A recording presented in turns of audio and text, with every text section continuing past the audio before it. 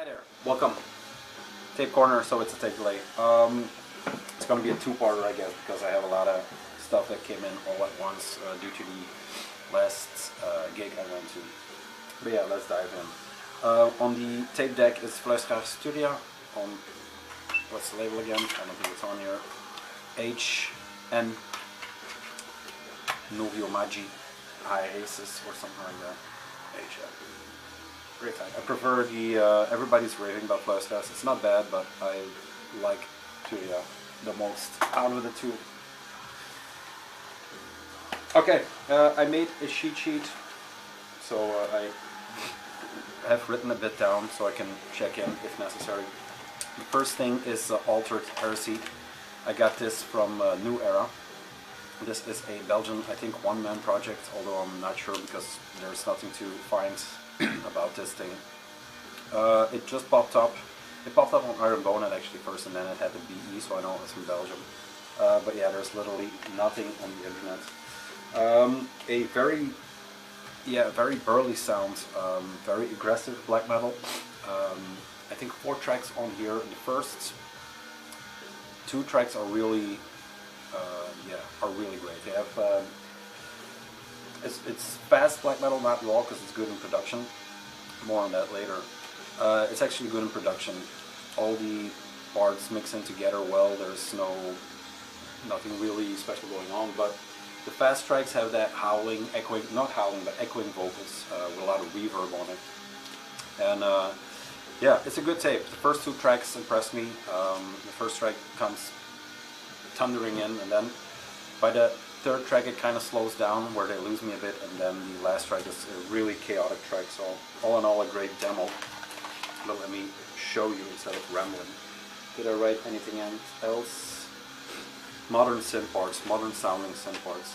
It comes with this fold-out photocopy, black on one side, and then Altered Heresy. It says, all rights sworn in secrecy by Altered Heresy in 2018. And then unclutch yourself from the Abrahamic treachery. So religion, anti-religion. A new line in black metal. The tape is actually kind of cool. It looks like a reflection in the window of some candles. Like I said, there is nothing on here. Dethroning the Prophet interlude, becoming the altered, sacred forest, shrine, and total beast. It is a self-release. This is limited to 30 apparently. That's a bit close. Nice green Christmas foil in there. Yeah, it's a cool tape. Great demo. Like I said, it loses me a bit on the slower parts and the chaotic last parts, but all in all. Anything else? No, that's it. So yeah, check it out. If you can find this, I don't know, 30 copies seem like not that much, but it will be on YouTube or something like that. The next 2 are from Medieval Prophecy Records. The new Forbidden Temple Demo 4 and then Heinous Demo 1. 2 Belgian black metal projects. Let's do Forbidden Temple 4 first. I kind of not throw shade or true shade on them, but with the Ultima Thule split, I kind of prefer the Ultima Thule side. Saying that, I haven't delved in or put in the work to appreciate this, because I have one more demo, I think, or 2 demos somewhere in this pile. This is the latest one from them on, like I said, Medieval Prophecy Records. This is a very nicely produced tape. This is older sounding, almost like the Moonen stuff, a bit cleaner, I think, than the Moonen stuff. Not as basement-y, but a great intro on this one. I really love this intro. Nice looking tape on both sides. What else did I wrote down? Good mid-tempo to slow crawl, dirge-like, and the MVP on this thing are the synths, and especially in track 3, I think, Unholy Night of Evil. I think it's on there. The way the synths work with the guitar are great. The guitar sound and the synths really work well together. Now the first track is called Sword and Leeches, and he shouts it, but at first, because there are no lyrics on here, so thank God I went for the title. I thought he was yelling salty bitch, which would have been cool, but it's sortilicious. And then there's another one, due to the font of this, it says blasphemous howling, but I thought it said blasphemous bowling, which also would have been cool. So yeah, a new demo by these guys. I think they made a good progression going from the first to the last, because I really enjoyed this one. Now I have to go back and see if I enjoy the first or the second demo too. I think these guys are ready for a full length coming up. So yeah, there we go. First page done. I kind of wrote some stuff down because like in the last Moon Collection update, I just forgot to talk about the music on some records, like the Vanenberg, which is just a great record. With a lot of variation on it, with a lot of, with just a lot of cool stuff. That's, again, not talking about the music, but check that out. Heinous Demo 1, their latest offering. It is a bit more harsher and direct approach to black metal, a bit faster in pace than the mid-tempo or the slow crawl of Forbidden Temple. I kept the promo flyer, which says True Black Metal from Belgium, first demo to be released. Well, it is here. It is a black tape, a little bit more quality than the run-of-the-mill tapes lately. A sharper sound. It misses a bit of low end. That's what I wrote down, because it's played to be this fast and aggressive and full sound, but it has very sharp tones more than it has bass or bass drum. So I miss kind of a bit on the low end, but I think if these guys would do this live, they would smoke it. It kind of is in the vein of maybe a Possession, but less death metal influences. So this is out on tape, like I said, but this is also out on 10-inch if you are into vinyl, and that is on New Era Productions. Let's see. Yeah, it's like I said, it is consistent in its pace, but it's also, that's what kind of makes it a bit boring. But the guitar work keeps it interesting throughout the entire tape. So it is by no means a bad tape, and it's a great first demo. And like I said, live this would be something to behold. Yeah, the best thing, or the coolest thing, I think, is his voice is. There's not much variation in here, but when it cracks, I really love it. He has some, I think, 1 or 2 moments that the emotion breaks through maybe. So yeah, those parts I really like. That's Heinous. So yeah, we're going through them good or fast.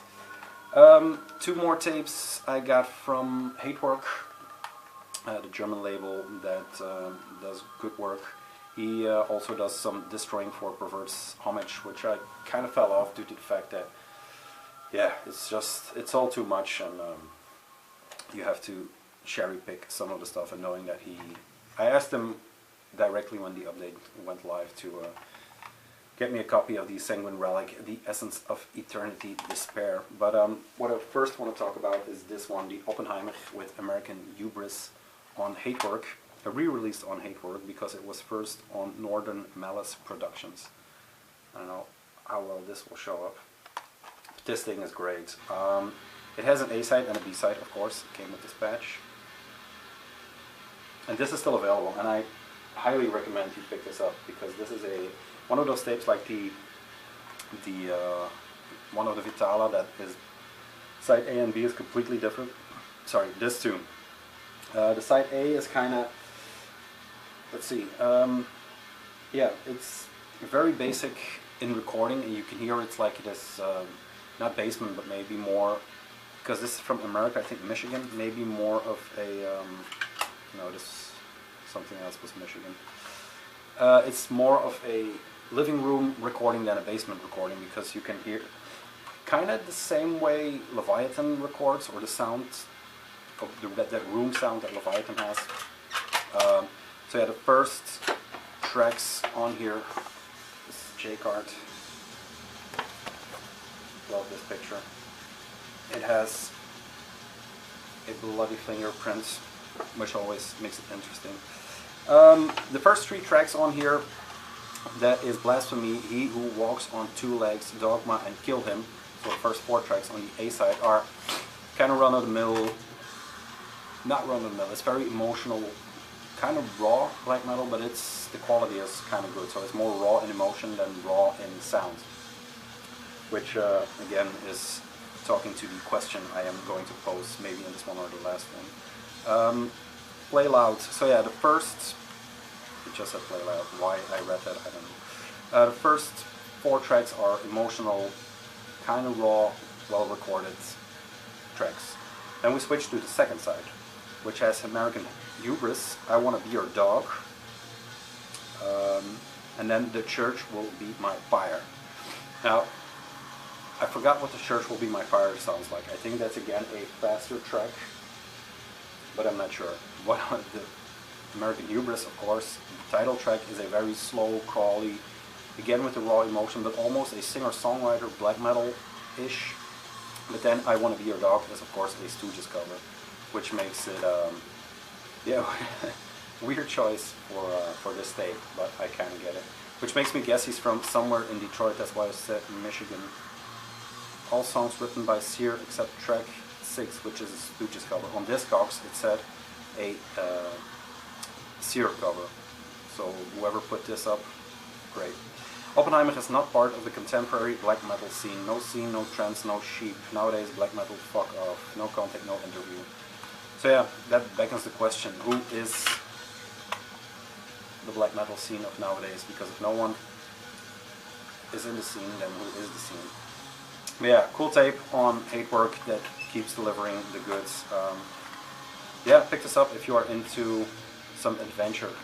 Oppenheimer with American Hubris. Comes with a cool patch. It's even that good that I kind of thought of putting this on something. Maybe a jacket. Then, flip the page. And this is where I want to talk about raw black metal, raw emotion or raw in production. Now Sanguine Relic is a good example of what is considered raw black metal, since it's from the Perverse Homage stable.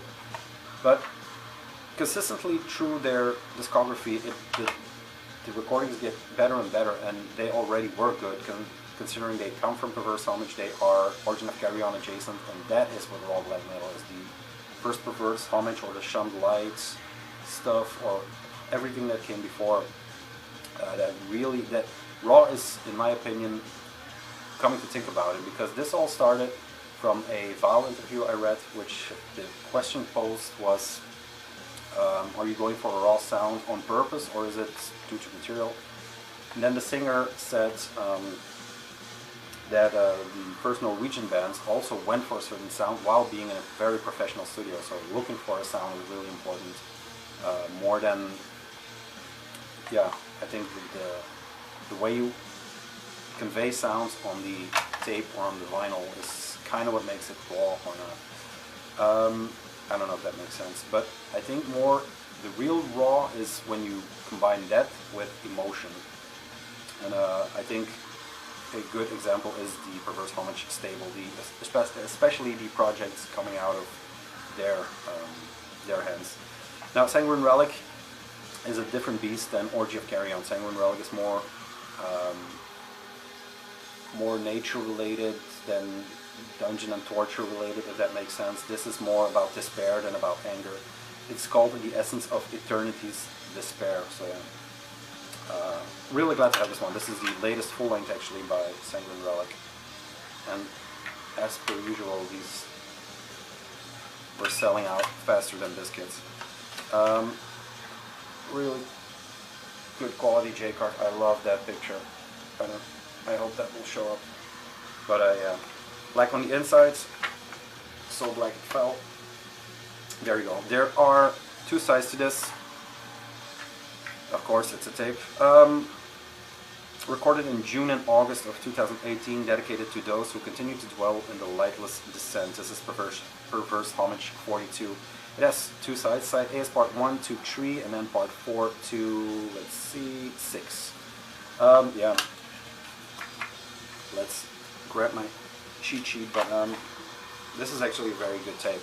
All their stuff is good, but I don't have too much on tape or vinyl. I think I have Vampiric Will on vinyl and maybe one other, and then this, because even the represses went really fast. Vocals are... The production on the music is really good, but the vocals are still that howly voice next door stuff. Very screeching, very piercing vocals. Now, the weird thing on this one is that there's no vocals on here, so I really would like to know what he's singing, so I would love the lyrics with this, with every single Relic track, actually. The weird thing about this is the drum sound, the bell of his ride, it's like they are hitting an anvil with a hammer. So that kind of knocks through the howls. But yeah, it was actually a hardcore band that carried an anvil at shows just to hammer it, so I'm not sure who that is. Here we go, Sanguine Relic, Essence of Despair. Essence of Eternity's Despair. Then, 2 tapes.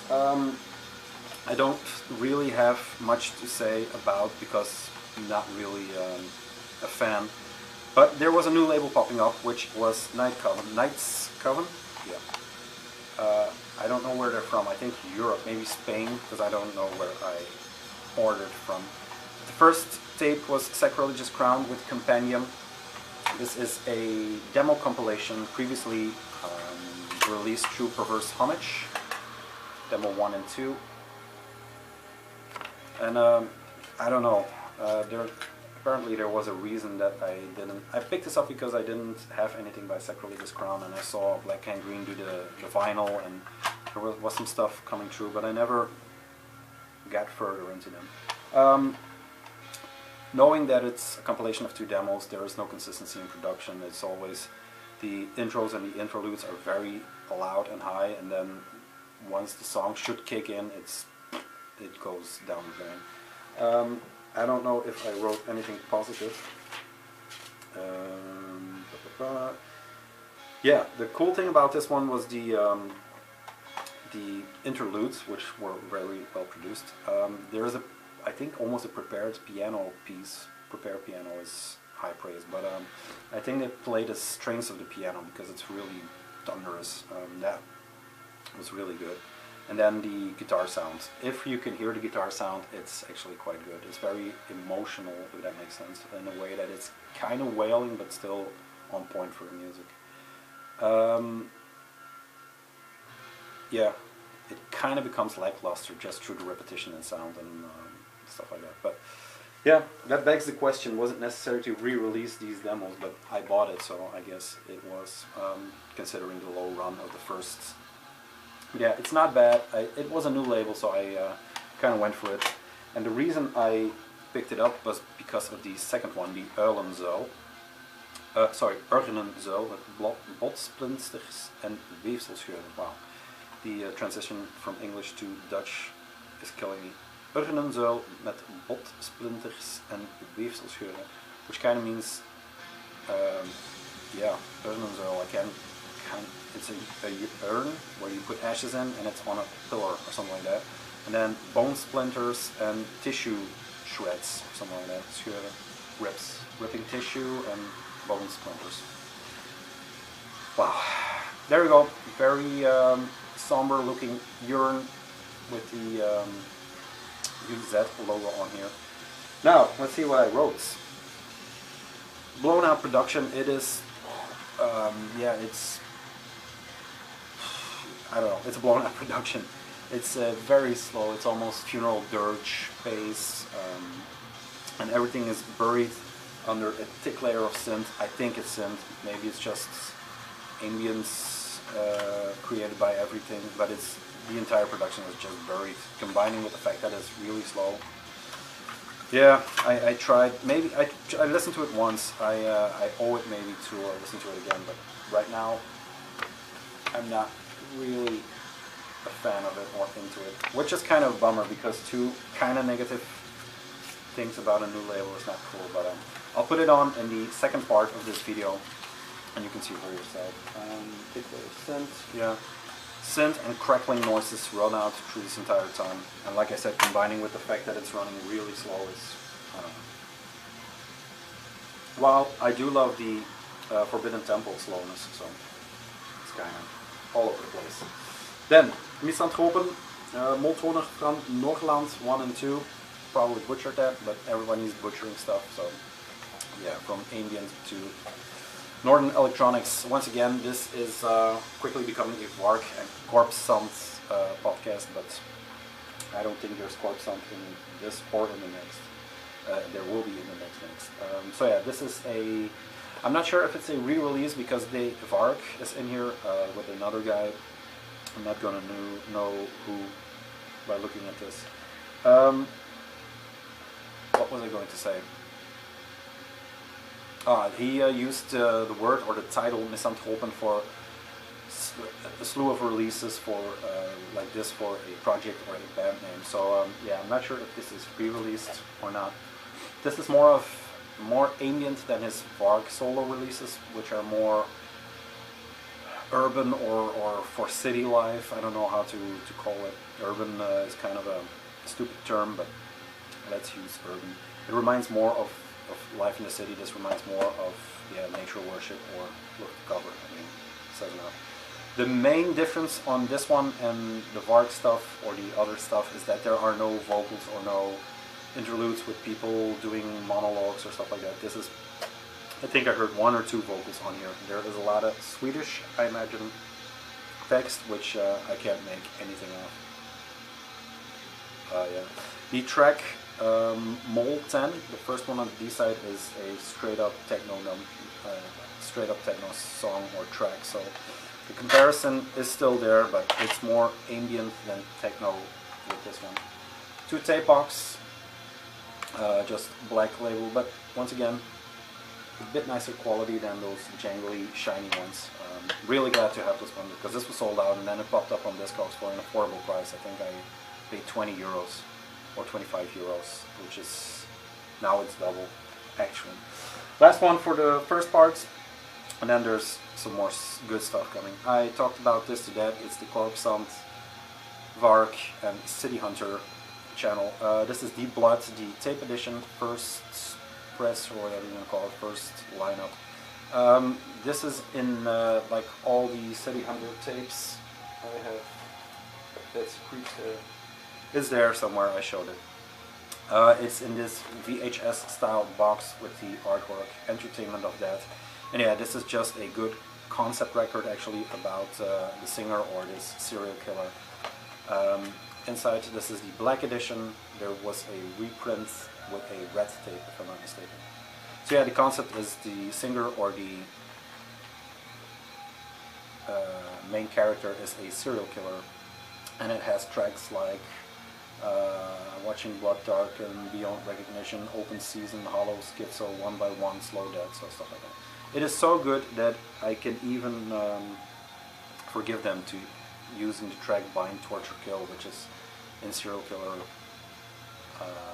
terms kind of a weird thing to do, but whatever.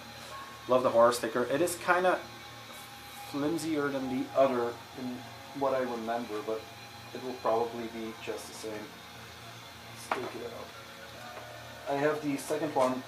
I'm still looking for the first one to for the first one in the VHS case. I have the Blood Pack edition. Yeah, it's actually kind of the same. It's not 100% the same, but so yeah. This is number 2 and number 3. This is a live, recorded live on 4-track. I'm not sure where. Black Outrage is the label that does these tape editions. Really nicely done. Yeah, love the album. It is hardcore, fast, blasting, serial killer influenced with some cool interludes. It's a movie soundtrack of a movie that's not there. And what's cool is I follow the guy who I think, I'm still not 100% sure, but I'm pretty sure that Danny Trejo from Cadaver Dog and stuff like that is also the singer, because he kind of updates everything for the band on Instagram. And now it seems there is some involvement on his Instagram with City Hunter and some Portland Killings tree, or I don't know if it's promo or whatever, or he just jumped on that. I'm not sure. I still need to dig some more because this was just released this week. But yeah, City Hunter. I promise it's the last time I talk about this tape. So yeah, that's part one. I did this yesterday night, but that went horribly wrong. I think this is a bit better. I think the homework kind of pays off in some cases. Not sure if the raw rant kind of made sense, but I'll work on it. It was actually, yeah, it's also because we talked about in podcast about Commodus, and Thomas asked what is the sound of the tape, and I just said, yeah, like raw black metal, but it's not raw. It's not even raw in production. So yeah, I have to update my my vocabulary on black metal, I think. 2, 4, 6, 8 more tapes coming up, and then we're done for today. So I'll see you in part 2. Peace.